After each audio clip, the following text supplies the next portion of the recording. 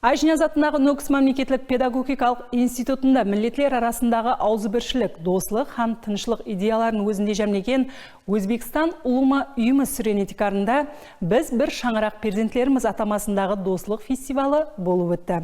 Сөз хабаршымызға. Хақиқатында да тынышлық, ауызбіршілік һәм миллетлер аралық татулық бар жерде рауажлану болады. Сондықтан да республикамызда жасап атырған 130-дан астам түрлі миллет уәкілдерінің тілі, діні, үріп-әдет дәстүрлері, мәдениеті һәм көркем өнерін қастерлеп сақлауға, оларға хөрметпенен қарауға айрықша ітібар берілген. Нәтижеде бүгін халқымыз тату һәм ауызбіршілікпенен жасап минет етпекте. Ажиназ атындағы Нокс мемлекеттік педагогикалық институтында өткерілген фестиваль сөзіміз Фестиваль қатынасушылары дәслеп Ажиназ музейінде болып, бұл жердегі экспонатлар менен танысты. Меймандар ұлы сөз зергері Ажиназ Қосыбайұлының өмірі һәм төретушілігі, сондай-ақ институт тарихы бойынша да бақалы мағлұматларға ие болды. Сөзге шыққандар көп миллетлі мемлекетімізде халықлар арасындағы достық, тынышлық һәм ауызбіршілікті бұнан былайда бекемдеу, жасаулатты миллетлер аралық татулық рухында тәрбиялау бүгінгі күннің ахметлі вазифаларының бірі екендігін атап өтті. Ажиназ атындағы Нокс мемлекеттік педагогикалық институттың үлкен дарбазасынан кемінде 11 миллеттің уәкілі келіп бұл жерде тәлім алады һәм олар бір шаңырақтың перзенттеріндей сол бір группаның топарында бір-біреуімен той мерекелерге қатынасатығын дәрежеге татулыққа ие.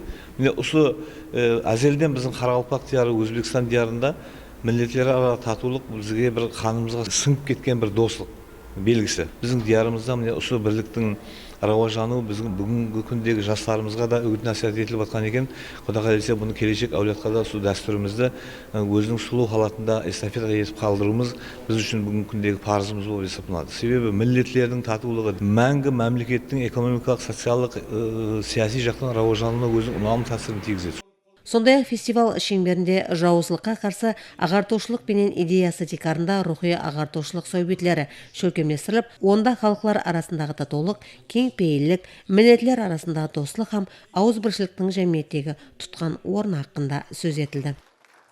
Бүгінгі күнде har xil fitnaviy zamonda bizlar yoshlarimizni o'sha ajdodlarimizning merosi bilan boyitsak, ularning pandnomalari bilan tarbiyalasak degan o'sha oliy maqsad oldimizga qo'yilgan. Aynan mana shu maqsad orqali bizlar 3-renesansga qarab odimlab bormoqdamiz. Har xil mafkuraviy hujumlar, har xil radikal toifadagi oqimlarga qarshi ham immunitet shakllanishi uchun ham bizlar shu yerdamiz va ular bilan mana shunday ma'rifiy, ma'naviy suhbat asosida ularni ma'naviy immunitetini shakllantirish uchun ham bizlar ular bilan suhbat o'tkazmoqdamiz. Maqsadimiz shunda.